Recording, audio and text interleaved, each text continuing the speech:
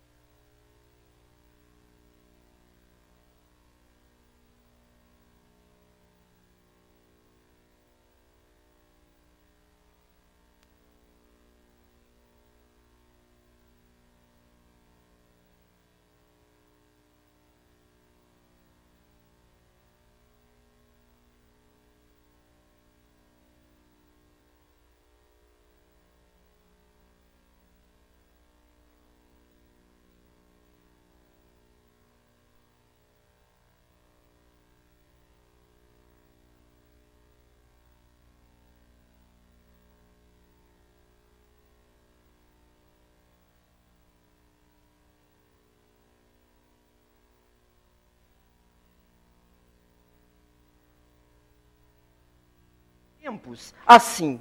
Agora, misericórdia, agora você já até mais. Este mês você fez 20 amigos, 30 amigos. Aí a pessoa fica, nossa, que maravilha, né?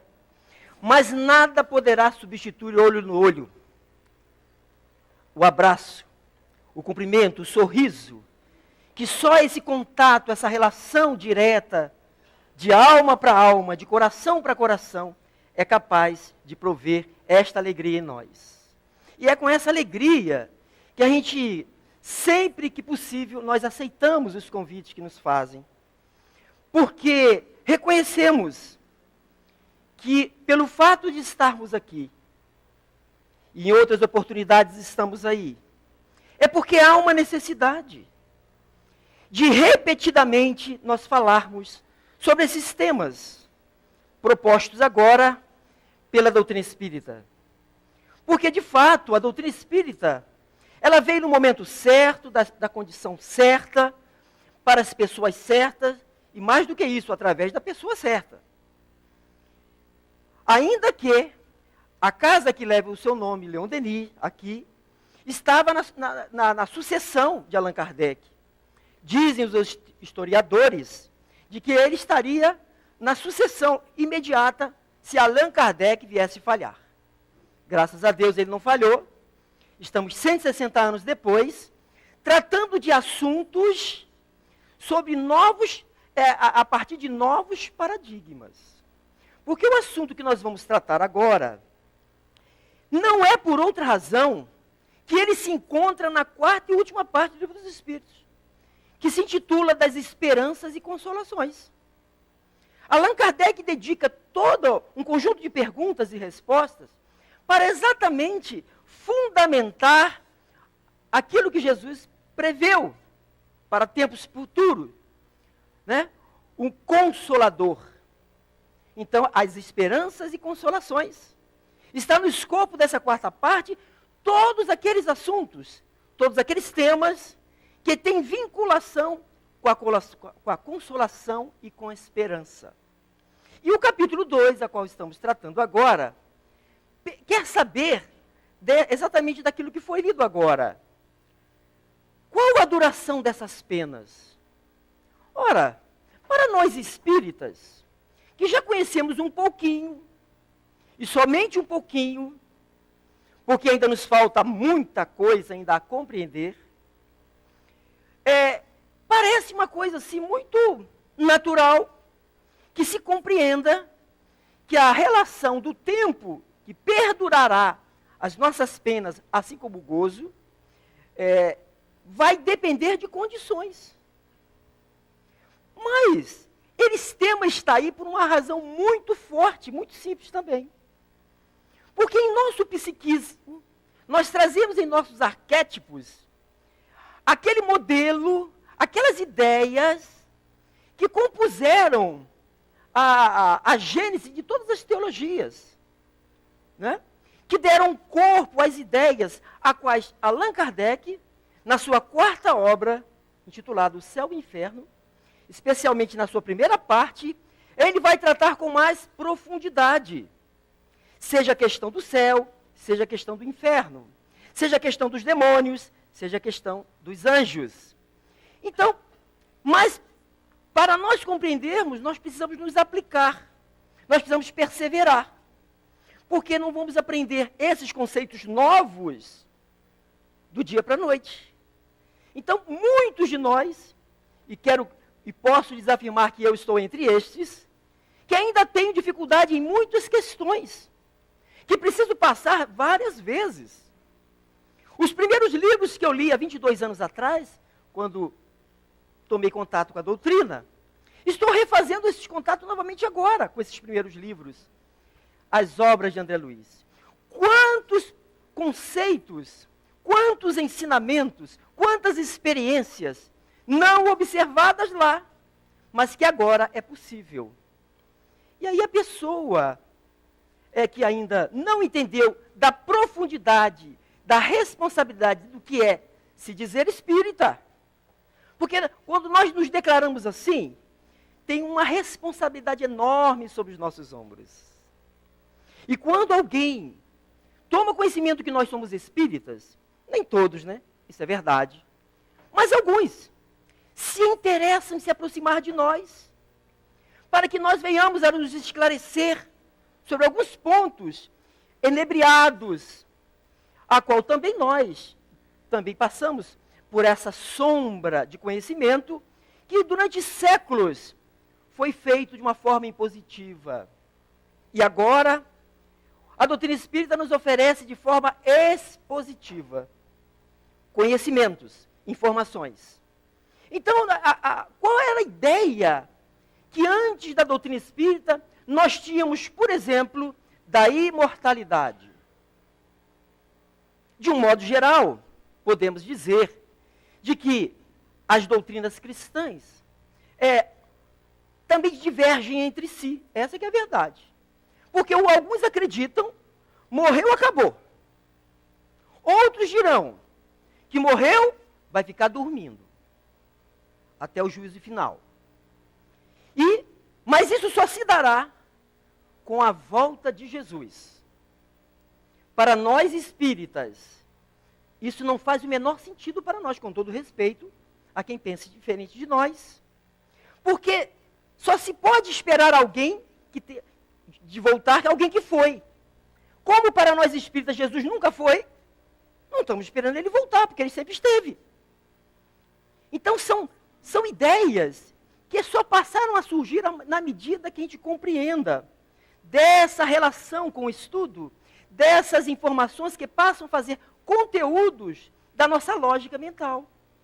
Enquanto isso não se dê, nós ainda estaremos como modelo de base da nossa lógica mental aquelas ideias antigas, mas que ainda vigem em vários setores até os nossos dias.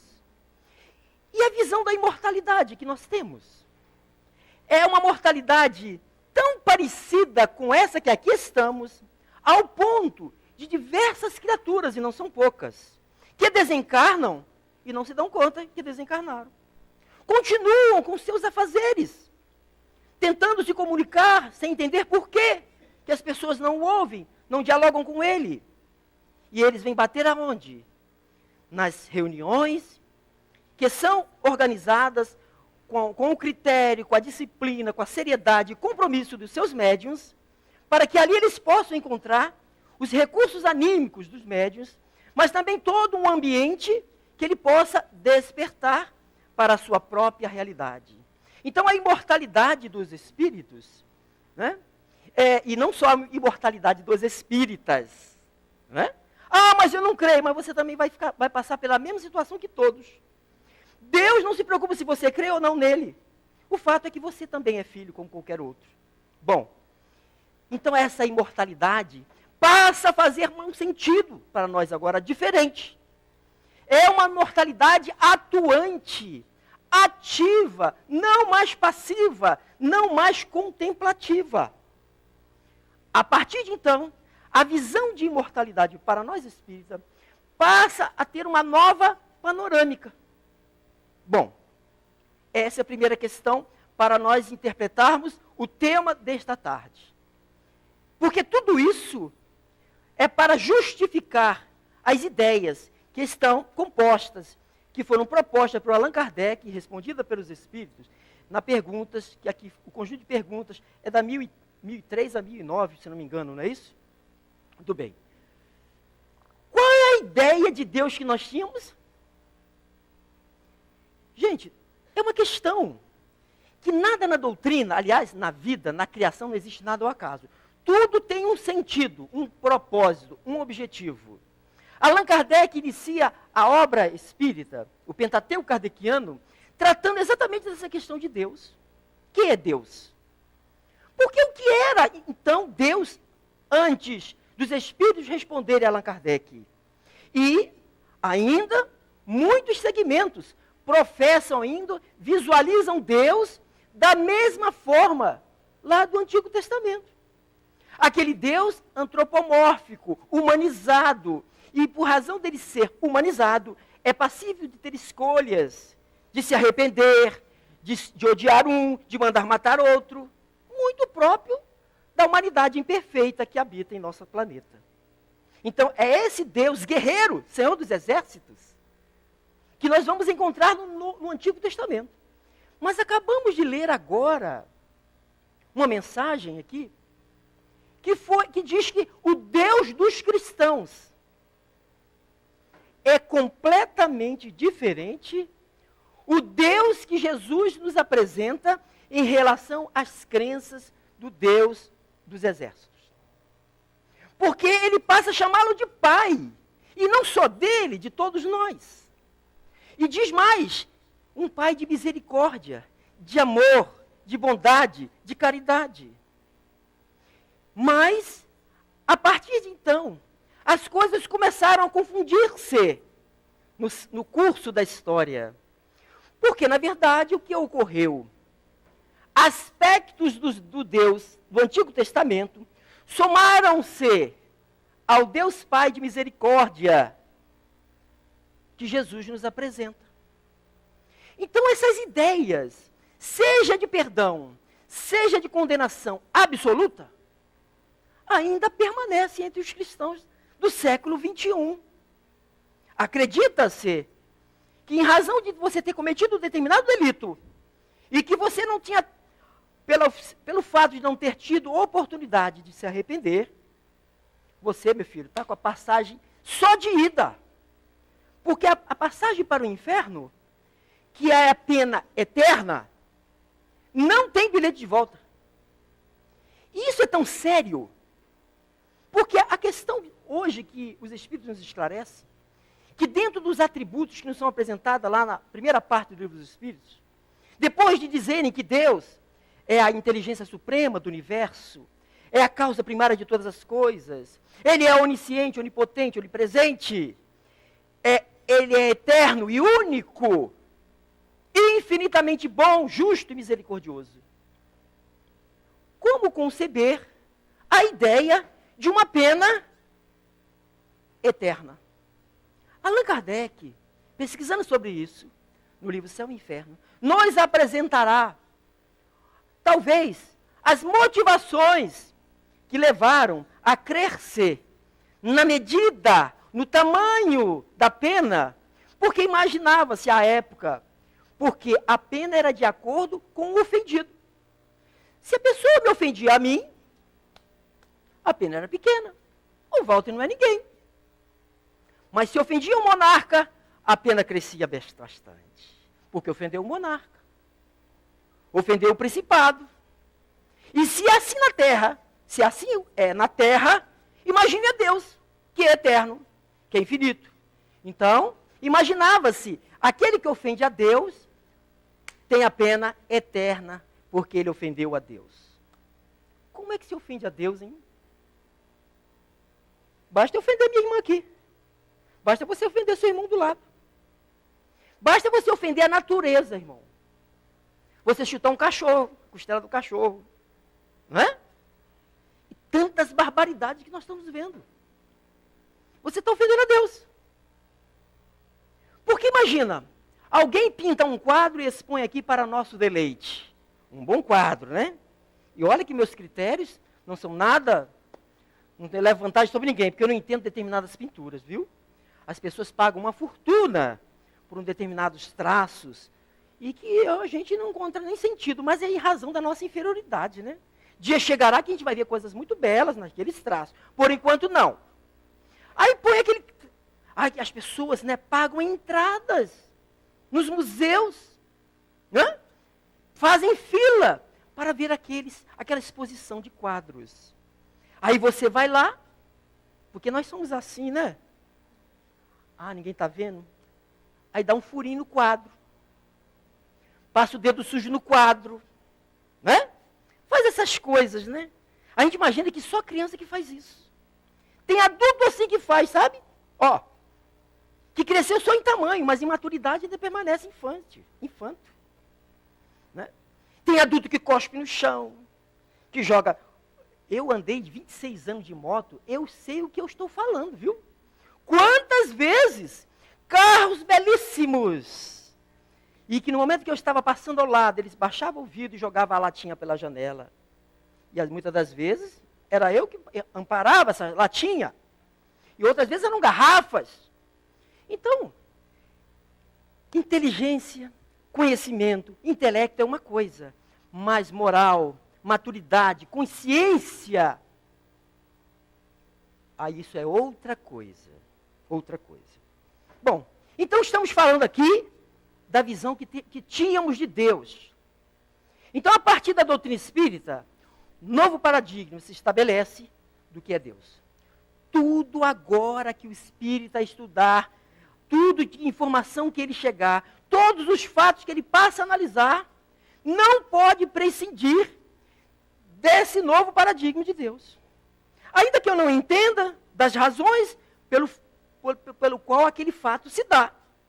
Mas se Deus é justo, se Deus é bom, não pode ser alguma coisa que aconteceu ao acaso. Aliás, certa feita eu li uma frase, e é bem interessante essa afirmativa, porque diz que na Terra nós vamos encontrar muita injustiça, mas jamais encontraremos um injustiçado. Olha que interessante. Porque se vós fôssemos injustiçados, Deus não seria justo. Porque permitiu que algo acontecesse conosco que não estariam no escopo das nossas necessidades. Mas vamos seguir adiante. Então essa questão das penas eternas é tão profundo, por isso que eu fui me recorrer lá dos atributos que eles elencaram para nós. Porque dentro dessa visão, depois que você vai para lá, como eu disse, com um bilhete só de partida, nem Deus te tira mais de lá. O cara de lá é tão poderoso que nem Deus tira mais você de lá. Foi para lá, filho, acabou. E aí? Mas lá está dizendo que Deus é único. Ele é único.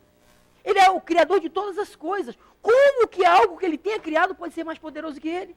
Ou pelo menos igual a ele? Como? Mas essas teorias ainda estão por aí. Mas nós espíritas precisamos buscar interpretar agora esses temas de acordo com aquilo que nós já somos capazes de entender. Porque isso também é importante. Não é pelo fato que eu estou aqui na casa espírita 1 ano, 2 anos, 10 anos, que eu já estou devidamente compreendendo absolutamente tudo. Aliás, nas nossas andanças por aí, e não só no Rio de Janeiro, fora daqui também, nós encontramos espíritas que se dizem espíritas em razão de, você é espírita? Ah, sou. Mas não, senhora, não, eu não frequento casa, eu assisti o filme Nosso Lar. E olha, assisti 3 vezes, viu? É espírita porque assistiu o filme Nosso Lar. Outra barbárie que a gente ouve. Eu sou espírita porque já li o livro Violetas na Janela. Misericórdia. Que base de conhecimento nós estamos oferecendo aos nossos que chegam? Então as pessoas, porque olha só, aqui quando a gente fala dessas coisas, por mais que a gente seja cruel, a gente costuma julgar, prescrever a sentença e acabou, né? Mas é para a gente despertar como nós estamos nos comportando. Porque tudo aquilo que eu estarei falando, dizendo e afirmando aqui, não sou meu, não é meu. Eu sou igual papagaio, eu só estou repetindo. Isso são informações valiosíssimas, que os espíritos, estando à frente do Espírito de verdade, nos entregou esta maravilha, essa verdadeira pérola. E nós vamos dispensar isso. Vamos jogar aos porcos essa pérola? Segundo Jesus, olha, não jogai pérolas aos porcos. Então nós precisamos usar essa pérola a favorecer a nós, primeiramente. E se nós conseguirmos entender, desenvolver tudo aquilo que é proposto pelo Espiritismo, eu estou me auto-iluminando. Eu estou abrindo os meus canais espirituais para o belo, para o superior, para o transcendente. Isso, no dizer de Joana de Ângeles, é espiritizar a criatura. E certa feita eu me referi a esse verbo, porque não existe, viu? Mas quando eu falei isso, o cara levantou o braço lá. Peraí, esse verbo não existe. Eu falei, meu filho, não existe não. Isso é verbo de Joana de Ângeles. Filho. Não vai encontrar aqui não. A gente precisa se espiritizar. Não só espiritizar, porque ela estabeleceu uma tríade. Humanizar, qualificar e espiritizar. Nós precisamos nos humanizar. Precisamos desenvolver a consciência das coisas. Da necessidade do outro, porque as nossas, não precisa ninguém falar, eu sei todas. Mas desenvolver a percepção do outro. Isso é humanizar a criatura. Isso é estar desperto e disposto a servir ao outro. Porque essa é a grande lição do Evangelho. Essa é a grande lição do Espiritismo. A nossa melhora, ao ponto de amanhã, em tempos futuros, não precisaremos mais ser submetidos apenas gozos. Mas, por enquanto, a repercussão da nossa vida, nós morremos como vivemos. Não há milagre nisso, não. Não é pelo fato de nós desencarnarmos, sabendo de todas essas coisas, que eu vou chegar lá agora. Onde é nosso lar? Onde é a porta? E a gente fica pensando, mas olha, o espírita definitivamente não tem céu, mas também não tem inferno. Não tem demônio, mas tem o tal do obsessor. E céu agora para o espírita virou nosso lar. A gente quer desencarnar e quer ir para o nosso lar. E tem que ser nosso lar. Porque eu sou carioca, é aqui. Tem a dos paulistas, tem a dos sulistas lá, mas eu quero a minha aqui. Quero chegar lá e encontrar só carioca. A gente ainda impõe condições para os espíritos, não é? E nosso lar, companheiros, a vida lá é tão similar aqui, que a gente tem que tomar sopinha, companheiros. E graças a Deus que tem corações amigos que preparam sopinha para nós. Porque a gente chega lá faminto, feito um desesperado. Levando daqui as impressões do churrasco, da mesa farta. E quando chega lá é aquela sopinha rala. Vai se preparando. Porque senão tu vai sofrer bastante. Entendeu? Então morremos como vivemos. Então a doutrina, o Evangelho, nos propõe um tipo de vida modelar para que evitemos essas intercorrências depois. Porque é fatídico. Se você não se melhora, você vai levar essa imperfeição para lá. E essa imperfeição repercutirá na medida, no espaço de tempo, até que você compreenda da sua própria necessidade e busque melhorar-se. Enquanto isso não se dê, aquela imperfeição lhe trará consequências nefastas. E a gente vê, companheiros, porque essa aqui é a beleza do Espiritismo, não é? Não se proíbe nada. É uma doutrina de liberdade. Mas se confundem muito essa liberdade que podemos fazer tudo. Não. A liberdade é no limite da nossa responsabilidade. Quanto mais sei, mais responsável me torno. Então, eu conheço espíritos que fumam, que bebem, que falam palavrão, que falam mal dos outros. Somos pessoas normais, companheiros. Nós não somos melhores do que quem quer que seja. Essa é a nossa realidade. Mas está no Evangelho. O amor do Cristo tem que nos constranger. Porque enquanto não constranger, eu vou continuar com o mesmo comportamento. O mal de Gabriela. Nasci assim, sou mesmo assim, vou morrer assim, acabou. E aí eu ouço de espinar, seu Walter, olha, já falei com um monte, viu? Eu falo. Minha função é falar. E tentar experimentar também desse remédio amargo, que não é fácil não, viu?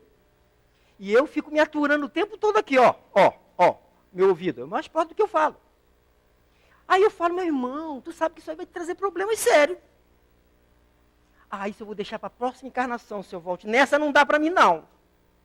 Eu falei, meu irmão, mas você é espírita. Você compreende isso? Claro que eu compreendo. Já li todas as obras de André Luiz. Eu falei, então, querido, o que você está esperando? Ah, seu Walter, é mais forte que eu. Se eu ficar 2 horas sem fumar um cigarrinho, eu fico desesperado. Eu falei, não só você, os espíritos que fumam com você também ficam. Então, nós precisamos fazer bom uso do remédio da doutrina espírita. E olha, às vezes, já ocorreu conosco. Companheiros que ouvem a nossa fala, tanto nossa como tantos outros que aqui passam pela tribuna, e chegam em casa e dizem assim, olha, a palestra era para você, hein? Tu perdeu hoje, hein? Tu não foi? Perdeu. Mas como? Quem está aqui somos nós. Quem está ouvindo somos nós. O remédio é para quem está aqui. Somos nós que viemos buscar o doutor, o médico. Aqui é um hospital de almas. Aí quer dizer, você é o representante do outro que ficou em casa. Não. Claro que na medida que a gente conquiste melhores posições aqui, a gente tem que viver essa posição lá também. Porque às vezes a gente aqui tem uma certa facilidade de ser gentil, de ser atento, fraterno, usar de afetividade com as pessoas. Aqui é porque nós estamos sob a ambiência preparada dos espíritos. Mas quando saímos dali, do portão para fora, nós mergulhamos, estamos imersos num psiquismo coletivo doente. E a nossa função é melhorar esse psiquismo lá fora. É levar o remédio para os doentes lá também. Porque o que é bom para mim, pode e deve ser bom para o outro. Mas não é por goela abaixo, não. Você que não tomou o remédio goela abaixo, ninguém te forçou a nada. Por que nós queremos forçar o outro, não é? Então, nós estamos aqui para influenciar positivamente o mundo lá fora. Ok?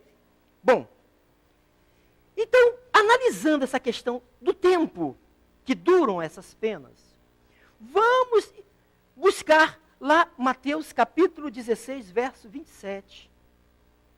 Quando Jesus diz, a cada um segundo as suas obras. Aliás, foi lido aqui, se não, sem falso engano, pela página que nós lemos. Não, foi na última, na 1007 que ela leu, no finalzinho. A cada um segundo as suas obras. Que obras? Qualquer uma. Pode ser boa, mas também pode ser que não seja. Então é a cada um segundo as obras. Se a obra for boa, filho, a sua recepção lá vai ser boa. Mas não imagine assim, chegando lá, Bezerra de Menezes, Dr. Herman, essa turma de arautos, te aguardando enfileirados. E você passando no meio, todo mundo te aplaudindo. Que beleza! Esse venceu. E não venceu o mundo, não. Venceu o mundo só Jesus, mais ninguém. Jesus nos convida a vencer a nós mesmos. Mas a nossa salvaguarda, o que vai indicar a nossa posição melhor, sabe qual vai ser? A gente não vai precisar ser levado na padiola. Pelo contrário, vão nos oferecer uma padiola para ajudar outros. Meu irmão, se nós chegarmos lá como padioleiro, tá bom demais, viu? Porque você vai estar lá chegando já em condições de trabalhar. e não de dar trabalho. Tudo isso que nós estamos falando, companheiros, tem uma relação direta com o estudo que nós estamos propondo. Porque eles dizem que o espírito precisa melhorar-se, fazer a sua reforma interior, para que esse tempo de perduração de pena, ou seja, de sofrimento, de aflição, cada vez mais vá encurtando. Até que um dia não exista mais essa necessidade. Né? Então veja, Jesus também disse, a semeadura é livre, mas a colheita é obrigatória. A colheita é obrigatória. Mas, contrapondo essa visão de pena eterna, a obra espírita nos apresenta a lei do progresso, a lei da reencarnação. Claro, a lei de causa e efeito, porque as penas, o estado de dor, de sofrimento que nos encontraremos mais tarde, será reflexo, efeito de uma causa, de um comportamento produzido agora. E é interessante que lá, na primeira parte do livro Céu e Inferno, capítulo 7, que tem como título Código Penal da Vida Futura, são 33 artigos, porque fala exatamente dessas penas, da duração dessas penas, da qualidade das penas, está estabelecido lá em 33 artigos. O Código Penal da Vida Futura. E dentre lá os códigos, são 33, tá? A gente apenas pensou 4 para mostrar da relação que o tema tem com esse código. Lá no código, 6º código, que nos é apresentado lá, eles estão afirmando o seguinte para nós, que a repercussão, os efeitos, as aflições que nós vamos padecer lá, não decorrem pura e simplesmente pelos erros cometidos. Olha o que ele diz no 6º. Mas também pelo bem que deixou fazer. Pelo bem que deixou fazer.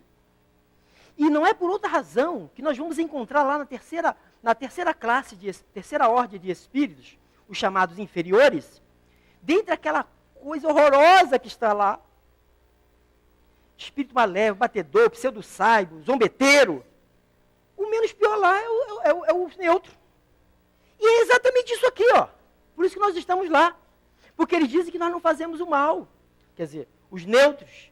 Eu não sou mais neutro, não. Vocês também não, tá? Esqueça, ninguém mais aqui é neutro.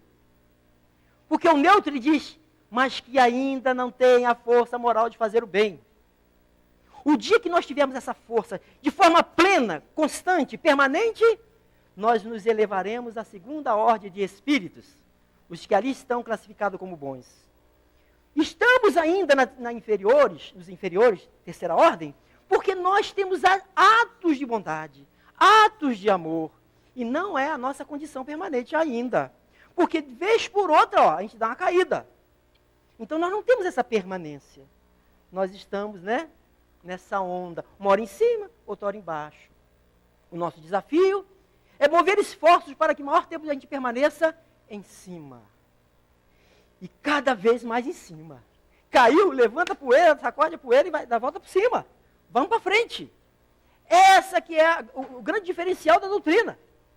Caiu, meu filho, não fica se lamentando, choramingando, porque há pessoas que chegam assim na casa espírita, vitimizados. Tudo de ruim acontece com ele. Ah, eu sou aqui porque eu sou um sofredor. Deus esqueceu de mim. Os espíritos passam longe os benfeitores. E nada dá certo. E começa naquele psiquismo doente. E aí nós somos o que pensamos. Exatamente o que pensamos. Então nós precisamos sair dessa roda de pensamento doente e estabelecer um nível de pensamento superior.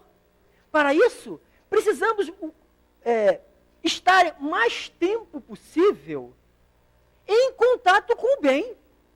Eu sou um necessitado permanente de estar na doutrina espírita, de estar numa casa, de estar falando, assistindo alguma coisa espírita.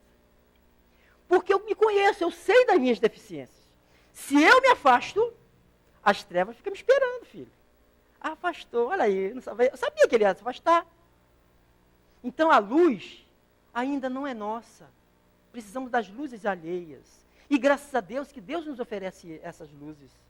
Esses amigos espirituais, companheiros encarnados, capazes de melhorar o nosso estado íntimo, apenas com um sorriso, com um abraço. Toda casa espírita tem essas criaturas anônimas, perdidas entre a multidão, que não se valoriza muitas das vezes, que são invisíveis aos olhos da maioria, mas para a grande surpresa nossa, vamos encontrar essas criaturas agora, desencarnadas como nós, no plano espiritual, nos carregando em padiolas, em condições muito melhores que a nossa. Muito bem. Nós vamos até que hora? Até as 6. Pensei que era às 15, já fiquei desesperado. É até às 6. Tenham paciência, exercitem a paciência. Eu não peço mais, viu? Porque durante muito tempo fiquei pedindo paciência a Deus. Ó, só era pau. Uma atrás da outra. Eu falei, misericórdia, que situação é essa? Aí conversando com uma pessoa mais apta, mais sábia, meu filho, pare de pedir paciência. Você está pedindo paciência, Deus está mandando pau para exercitar a paciência. Eu falei, já entendi, não peço mais. Entendeu? Mas peço a vocês se virem. Bom. Aí eu falei do sexto, não foi? Do mal, do bem que a gente deixou por fazer. Que é essa neutralidade. Ah, não, eu não vou me expor. Não vou me envolver. Isso não é comigo. Esse discurso, está aí, nas nossas relações. Sejam elas na casa espírita, em casa, com a família, no trabalho, na sociedade, em qualquer lugar. Gente, recebi uma dessas coisinhas, né? Pelas redes sociais, já faz um tempo, todo mundo sabe, né? Que bota assim, gravidez, não sei o que, do sono. É aquela cena que entra uma grávida no ônibus e todo mundo finge que está dormindo. Para não ter que ceder lugar à companheira. Né? Então, a gente faz isso voluntariamente, ninguém nos obriga não.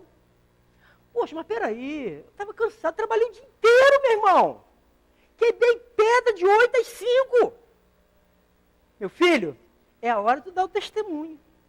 A gente quer ser cristão, isso aqui é o bônus. Ser cristão tem um ônus. Tem um ônus de você bancar isso.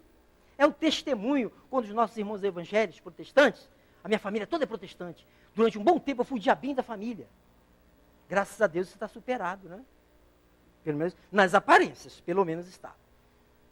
Então, nós ficamos vendo isso, essas coisas. Então, no oitavo artigo do Código Penal da Vida Futura, que está lá no livro Céu e Inferno, capítulo 7. No 8, olha só como nós estamos fritos. E estamos mesmo, viu? E eu não vou aqui falar meias palavras, não. Nós temos que lidar com essa realidade ainda. Enfrentar as nossas próprias sombras. Porque enquanto eu ficar só virado para a luz, a sombra está lá atrás, meu irmão. Ela está na espreita, aguardando. Porque sombra nenhuma quer ficar atrás. A sombra quer ser protagonista em nossa existência. Quer ser o ator principal. Quer receber a estatueta lá. Quer ser reconhecido. As sombras querem. E permanecer na direção da luz é que é a nossa dificuldade. E no 8º, diz o seguinte, fala do rigorismo da lei.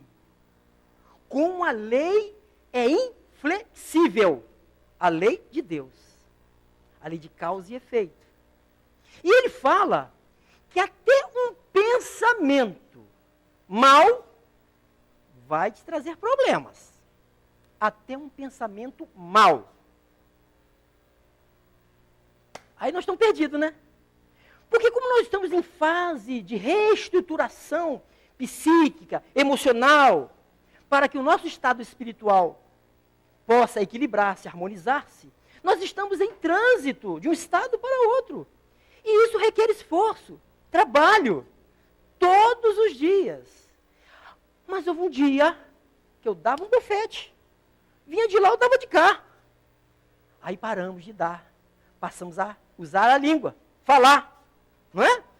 Você é isso, você é aquilo. Aliás, a gente vê isso. Fazemos isso muitas vezes, se bobear. Mas depois a gente vence também essa fase. A gente não bate mais, não agride. A gente não fala mais a bobagem que tem, mas a gente pensa. E aí? Pensamos ainda. Mas já é progresso. Nós estamos conquistando posições. Eu agredia, eu falava, agora eu estou só pensando. Mas olha aqui, o rigor da lei vai alcançar o meu pensamento. E vai trazer problemas sérios para nós. O 10º artigo, olha o que é interessante. Porque você pegar essas informações das penas e dos gozos futuros, que é o capítulo que trata, capítulo 2, da 4ª parte do Livro dos Espíritos, você fica imaginando que as penas que eles estão se referindo, que os gozos, é no futuro. Ah, no futuro eu dou conta. Tu pensa que é um negócio muito longe. Ah, depois eu resolvo isso. Olha só o que 10 diz. Que a repercussão dos nossos erros, dos nossos equívocos, se dá, olha só, na mesma encarnação. O futuro, companheiros, é o segundo seguinte. É o minuto seguinte, já é futuro. Que as bobagens que fazemos repercute sobre nós, na mesma encarnação, no plano espiritual e na próxima reencarnação. É o que o artigo 10 fala, afirma. Então, a gente pensa assim. Mas entendamos assim. Isso. Ainda bem que você virou o certo, né? Entendamos assim. Vale para o outro sentido também. Não, eu vou fazer o bem, vou praticar a caridade, porque na próxima encarnação, quando eu for para o plano espiritual, eu quero ser recolhido lá, por Alexandre, né? Aquela turma boa lá, os governadores de nosso lar. Mas, eles estão dizendo aqui que é imediato. Então, se o mal que nós fazemos repercute imediatamente para nós, é o futuro, é o minuto, é o dia, é a hora, é o mês, na sequência do tempo. O bem também, companheiros. Fez o bem, você se imanta com ele. Porque na medida que você oferece, você primeiro possuiu aquilo. Ninguém dá o que não tem.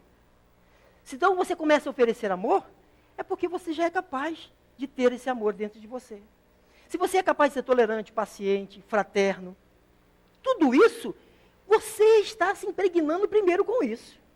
E para provar o que estamos dizendo como o retorno é imediato, tem uma passagem de Chico Xavier, como sempre, o pobre do cristão. Só vivia atrasado. Acordava, ficava até as 4 horas psicografando da manhã, psicografando. Dormia 1 hora e meia, acordava e pé na estrada para a Fazenda Modelo, onde ele era funcionário público.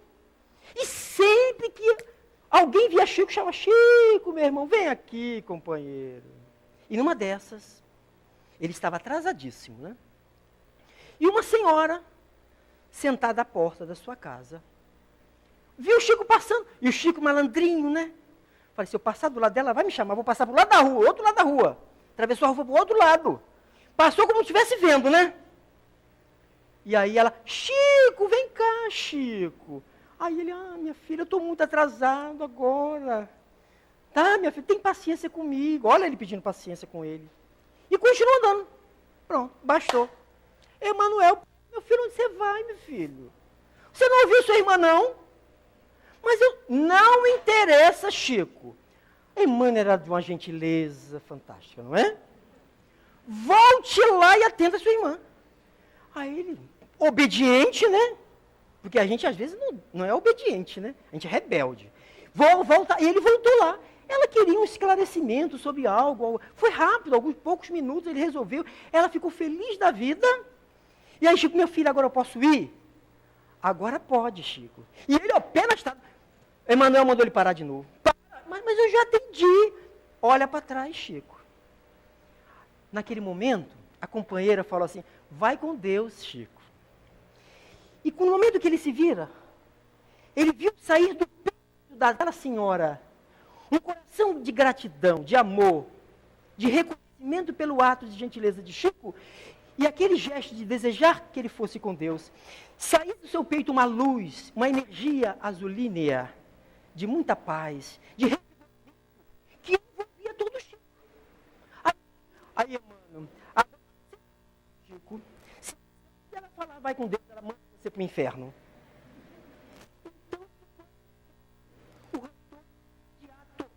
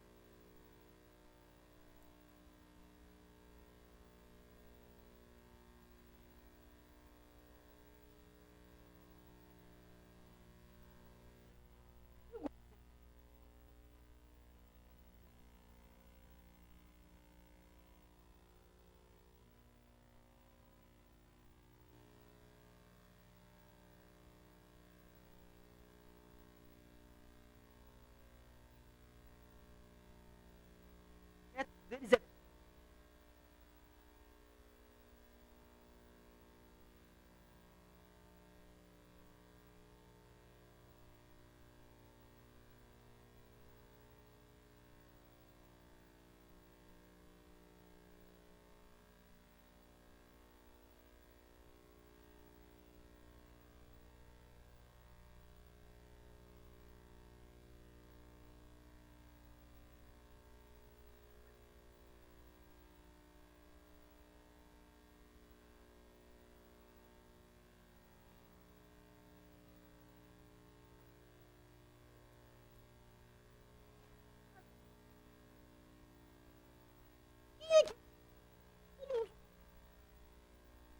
que é paga, que é problema. Uma esposa tranquila, que não se irrita, tem um arroz. A gente quer, mas onde está a nossa vontade? Porque no Evangelho, no capítulo 15 do Evangelho segundo o Espiritismo, estou falando rápido por causa do tempo. Porque o espírito inferior, além de falar alto, ele fala rápido. Porque o sublimado, ele fala, meus irmãos,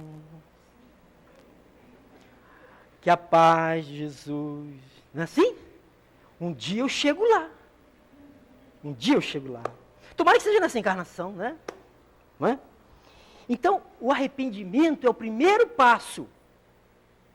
É um passinho primeiro. Mas não resolve a nossa vida, não. Para outros, talvez resolva. Para nós espíritas, não. Por quê? Precisamos dar o seguinte, que é a expiação. E vamos fechar o ciclo de retornarmos ao alinhamento da lei, no momento que nós finalizarmos com a reparação. Então, o Código Penal da Vida Futura dependerá desses 3 passos que necessariamente todos nós teremos que dar.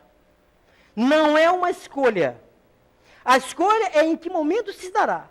Mas se não for por vontade própria, a vontade de Deus prevalecerá. Porque a gente esquece que na oração dominical, depois de Jesus ensinar os discípulos, disse ele, mas seja feita a vontade do Pai. A gente ora o Pai Nosso com o mesmo vigor, com a mesma fé, mas no final, mas Senhor, seja feita a minha vontade. É assim. Então, as três coisas precisam estar caminhando passo a passo, na medida que a gente possa despertar e assumir essa posição. Porque você forte.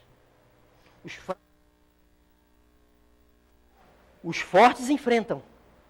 E não enfrentar o outro, enfrentar o mesmo.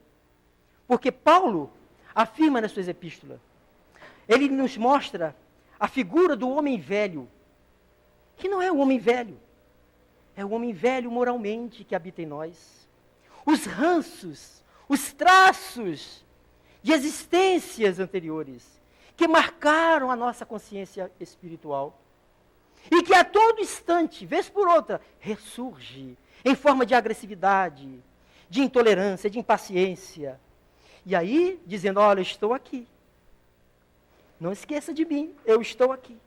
Por isso que Jesus disse sempre, vigiai e orai.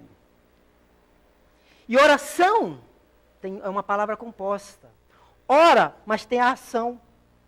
Tem a parte do nosso labor. E como eu disse, para encerrar, faltamos um minuto, lá no capítulo 15 do Evangelho, disse os Espíritos para nós, ajuda-te, que o céu te ajudará. Muito obrigado, muita paz a todos. Agradecemos ao Walter pelo seu estudo cuidadoso e bem-humorado para falar de um assunto extremamente sério. E passemos agora ao segundo momento, que é o momento dos passes. Para isso, farei a leitura do Evangelho segundo o Espiritismo, capítulo 13, item 4. O capítulo que a vossa mão esquerda não saiba o que dá a vossa mão direita. Item 4. Os infortúnios ocultos. Nas grandes calamidades, a caridade se manifesta e surgem generosos movimentos para reparar os desastres. Porém, ao lado desses desastres gerais, existem milhares de desastres particulares que passam despercebidos, como o de pessoas em seus leitos de dor, sem se queixarem. São esses infortúnios discretos e ocultos que a verdadeira generosidade sabe descobrir, sem esperar que venham procurar ajuda. Quem é essa mulher de ar distinto com um traje simples, ainda que bem cuidado, seguida de uma jovem também vestida modestamente? Ela entra em uma casa de aparência miserável, onde sem dúvida é conhecida, porque a porta é saudada com respeito. Para onde vai? Sobe até a água furtada, lá mora uma mãe de família, cercada de seus filhos pequenos. À sua chegada, a alegria aparece em suas faces emagrecidas. É que ela vem acalmar todas as suas dores. Traz o necessário, suavizado por doces e consoladoras palavras, que fazem com que a sua ajuda seja aceita sem causar vergonha, porque esses infortunados não são mendigos de profissão. O pai está no hospital e, durante esse tempo, a mãe não pôde suprir as necessidades. Graças à distinta mulher, essas pobres crianças não sofrerão nem o frio nem a fome. Irão à escola bem agasalhadas e o seio da mãe não irá secar para os filhos mais pequenos.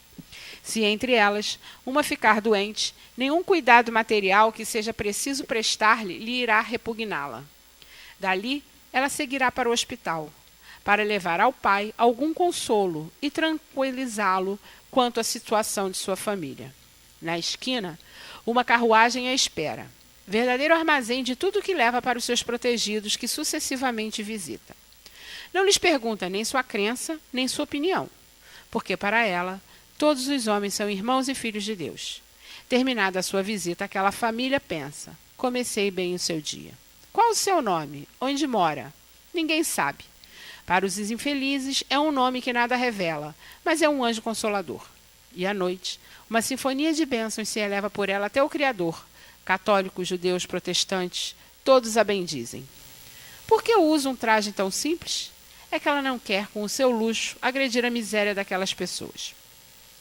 Porque trouxe a filha em sua companhia para lhe ensinar como se deve praticar a beneficência. A menina também quer fazer a caridade, mas a mãe lhe diz: o que podes dar, minha filha, se nada tens de teu? Se eu te entregar alguma coisa para que dê aos outros, qual será teu mérito? Na verdade, eu é que farei a caridade e tu terás o mérito. Isso não é justo. Quando vamos visitar os doentes, tu me ajudas a tratar deles. Ora, cuidar de alguém é dar alguma coisa. Isso não te parece suficiente? Nada é mais simples. Aprende a fazer obras úteis e poderás confeccionar roupas para essas criancinhas. Dessa forma, darás algo vindo de ti. É assim que essa mãe, verdadeiramente cristã, prepara sua filha para a prática das virtudes ensinadas pelo Cristo. Ela é espírita? O que isso importa? No seu seio, ela é mulher do mundo, porque a sua posição assim exige. Mas ignora-se o que ela faz, porque ela não quer outra aprovação, senão a de Deus e da sua consciência. No entanto, certo dia, uma circunstância imprevista conduziu até a sua casa uma das suas protegidas, que ali fora mostrar trabalhos manuais. Reconhecendo sua benfeitora, quis abençoá-la. Silêncio, pede-lhe a dama, não digas a ninguém. Assim falava Jesus. São palavras de Kardec. Vamos pedir então agora aos médiuns que se posicionem.